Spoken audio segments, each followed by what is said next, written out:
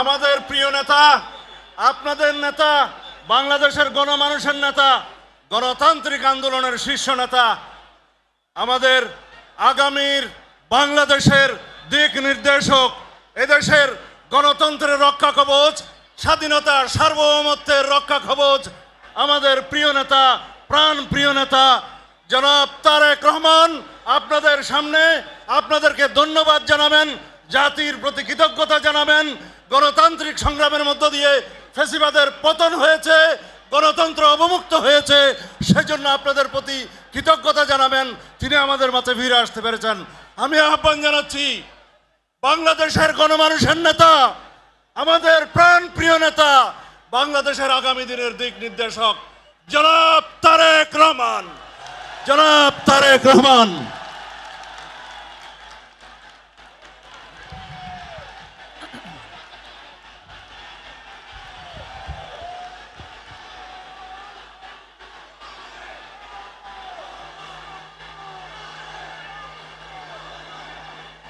বিসমিল্লাহির রহমানির রহিম।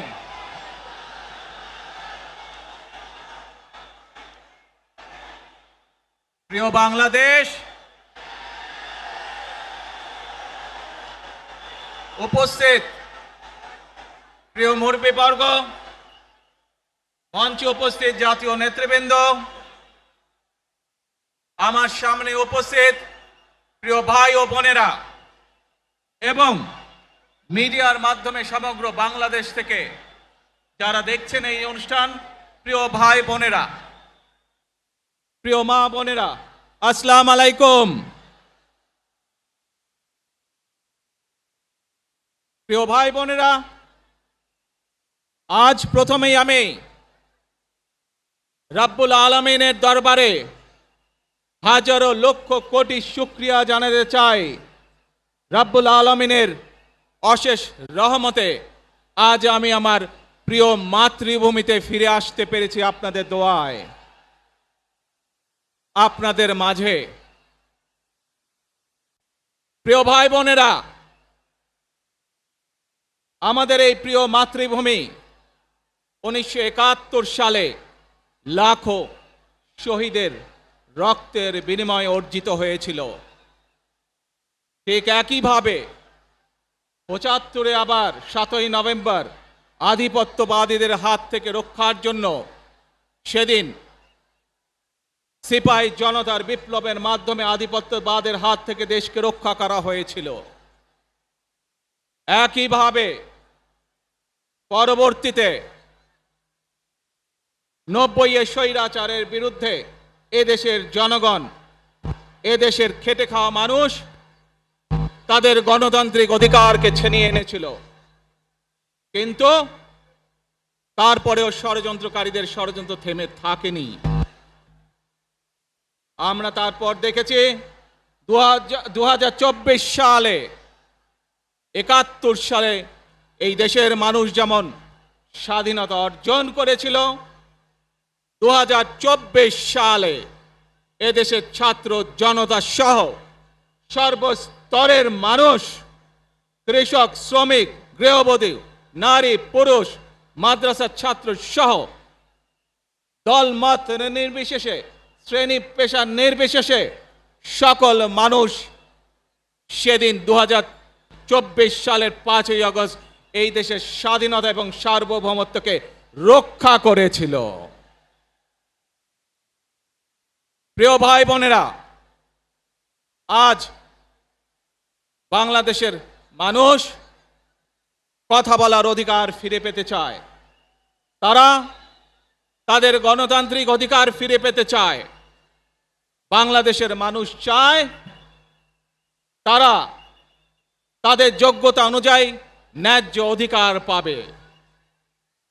প্রিয় ভাই বোনেরা, আজ আমাদের সময় এসেছে সকলে মিলে দেশ গড়ার। এই দেশে যেমন পাহাড়ের মানুষ আছে, এই দেশে একইভাবে সমতলের মানুষ আছে। এই দেশে মুসলমান, বৌদ্ধ, খ্রিস্টান, হিন্দু সহ বিভিন্ন ধর্মের মানুষ বসবাস করে। আমরা চাই সকলে মিলে এমন একটি বাংলাদেশ গড়ে তুলব আমরা, যেই বাংলাদেশের স্বপ্ন একজন মা দেখেন। অর্থাৎ একটি নিরাপদ বাংলাদেশ আমরা গড়ে তুলতে চাই, যে বাংলাদেশে একজন নারী, একজন পুরুষ, একজন শিশু যেই হোক না কেন, নিরাপদে ঘর থেকে বের হলে নিরাপদে ইনশাআল্লাহ ঘরে আবার ফিরে আসতে পারে। প্রিয় ভাই বোনেরা, এই দেশের জনসংখ্যার অর্ধেক নারী, 4 কোটিরও বেশি তরুণ প্রজন্মের সদস্য, 5 কোটির মতন শিশু, 40 লক্ষের মতন প্রতিবন্ধী মানুষ রয়েছেন, কয়েক কোটি কৃষক শ্রমিক রয়েছেন। এই মানুষগুলোর একটি প্রত্যাশা আছে এই রাষ্ট্রের কাছে, এই মানুষগুলোর একটি আকাঙ্ক্ষা আছে এই দেশের কাছে।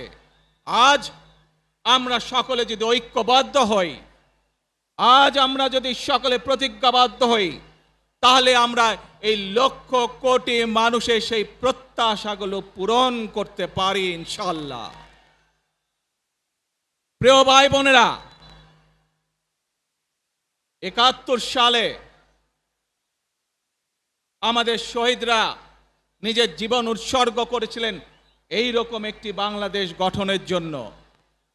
বিগত 15 বছর স্বৈরাচারের বিরুদ্ধে শত শত হাজারো গুম খুনের শিকার হয়েছে শুধু রাজনৈতিক দলের সদস্য নয়, নিরীহ মানুষের প্রতিবাদ করতে গিয়ে অত্যাচার নির্যাতনের শিকার হয়েছে, জীবন দিয়েছে।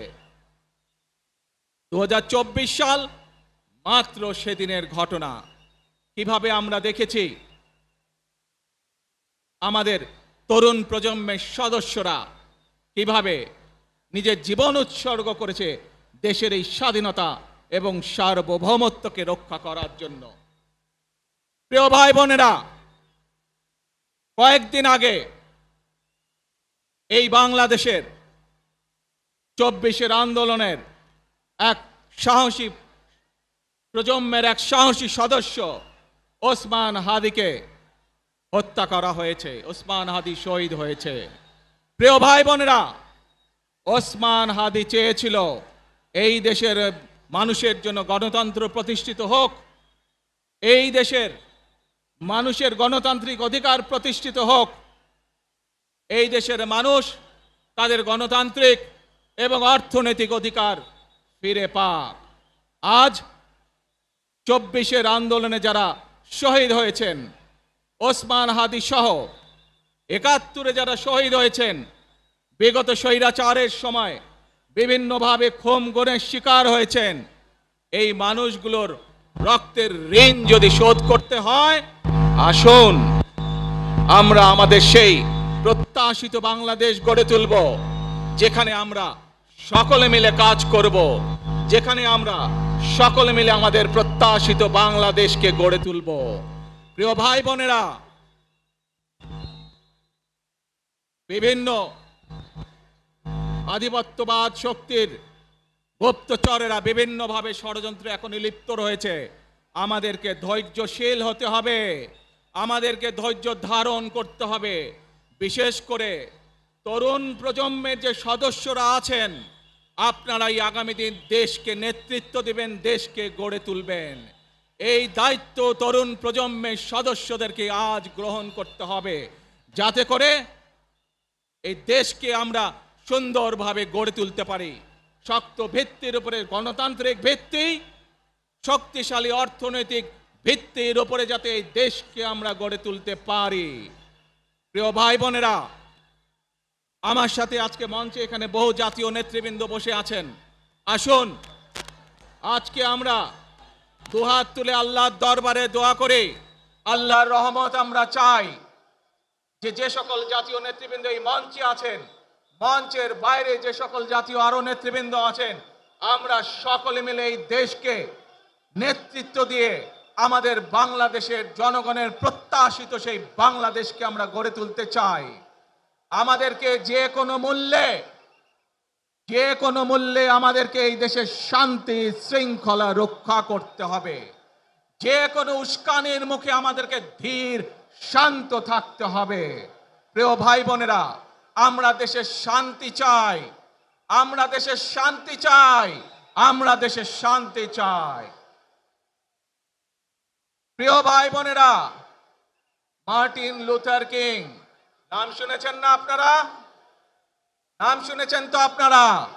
মার্টিন লুথার কিং, তার একটি বিখ্যাত ডায়লগ আছে, আই হ্যাভ এ ড্রিম।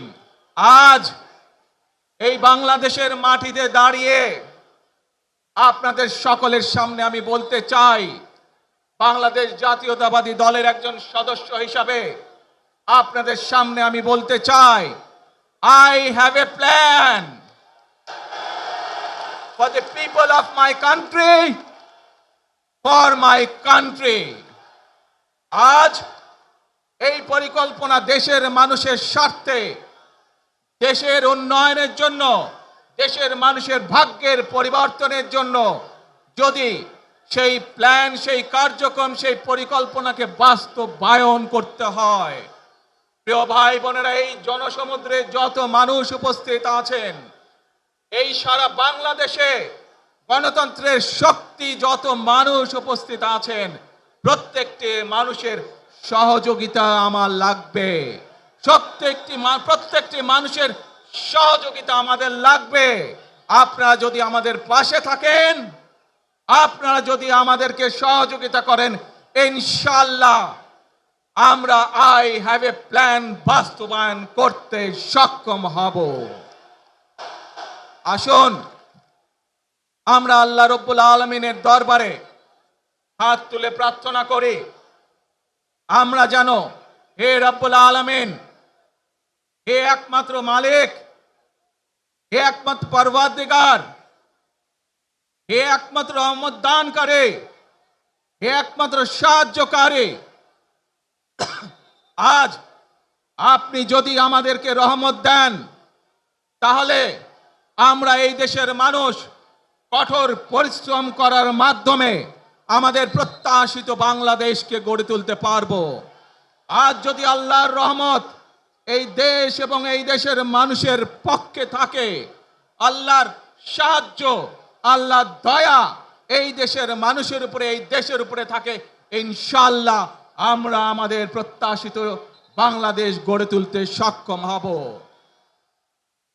প্রিয় ভাই বোনেরা, আজ আসুন আমরা সকলে মিলে প্রতিজ্ঞা করি, আমরা সকলে মিলে প্রতিজ্ঞা করি যে ইনশাআল্লাহ আগামী দিনে দেশ পরিচালনার দায়িত্বে যারা আসবে, আমরা সকলে নবী করিম সাল্লাল্লাহু আলাইহি সাল্লামের যে ন্যায়পরায়ণতা, সেই ন্যায়পরায়ণতার আলোকে আমরা দেশ পরিচালনার সর্বোচ্চ চেষ্টা করব। প্রিয় ভাই বোনেরা, আজ আপনারা জানেন,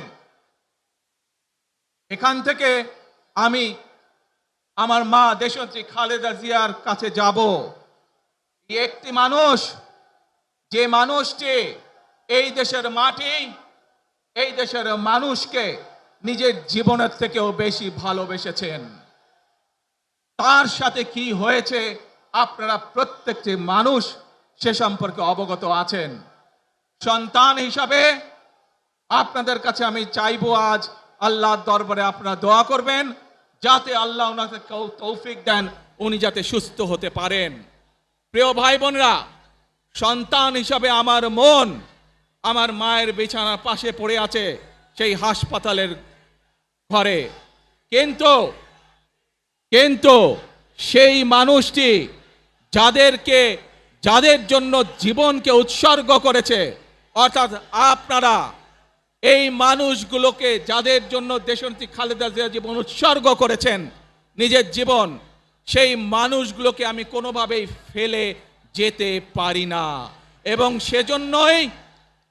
সেজন্যই আজ হাসপাতালে যাবার আগে আপনাদের প্রতি সহ টেলিভিশনগুলোর মাধ্যমে যারা সমগ্র বাংলাদেশে আমাকে দেখছেন, আপনাদের সকলের কাছে কৃতজ্ঞতা প্রকাশ করার জন্য আজ আমি এখানে দাঁড়িয়েছি আপনাদের সামনে। প্রিয় ভাই বোনেরা, আসুন আমাদেরকে আজকে নিশ্চিত করতে হবে, আমরা যে ধর্মের মানুষ হই, আমরা যে শ্রেণীর মানুষ হই, আমরা যে দলেরই রাজনৈতিক দলের সদস্য হই অথবা একজন নির্দলীয় ব্যক্তি হই, আমাদেরকে নিশ্চিত করতে হবে যে কোনো মূল্যে আমরা আমাদের এই দেশের শান্তি শৃঙ্খলাকে ধরে রাখতে হবে। যে কোনো মূল্যে যে কোনো বিশৃঙ্খলাকে পরিত্যাগ করতে হবে। যে কোনো মূল্যে আমাদেরকে নিশ্চিত করতে হবে যাতে মানুষ নিরাপদ থাকতে পারে।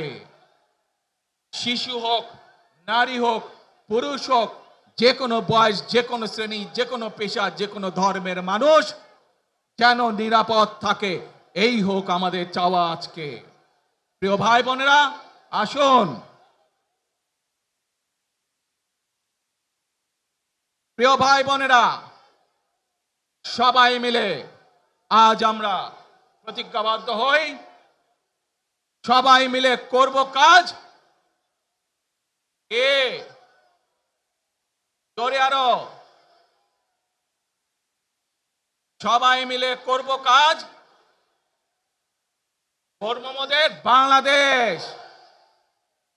ইনশাআল্লাহ আপনাদের সকলের কাছে দোয়া আছে, আবারও সকলকে যে কোনো মূল্যে দেশে শান্তি শৃঙ্খলা রক্ষার আহ্বান জানিয়ে যে কোনো বিশৃঙ্খলাকে পরিহার করে ধৈর্যের সাথে মোকাবেলা করার আহ্বান জানিয়ে আমার বক্তব্য শেষ করছি। আবারও আপনাদের কাছে কৃতজ্ঞতা প্রকাশ করছি আজকে আমাকে এইভাবে বরণ করে নেওয়ার জন্য। আল্লাহ হাফেজ। বাংলাদেশ জিন্দাবাদ, বাংলাদেশ জাতীয়তাবাদী দল জিন্দাবাদ। আসসালামু আলাইকুম।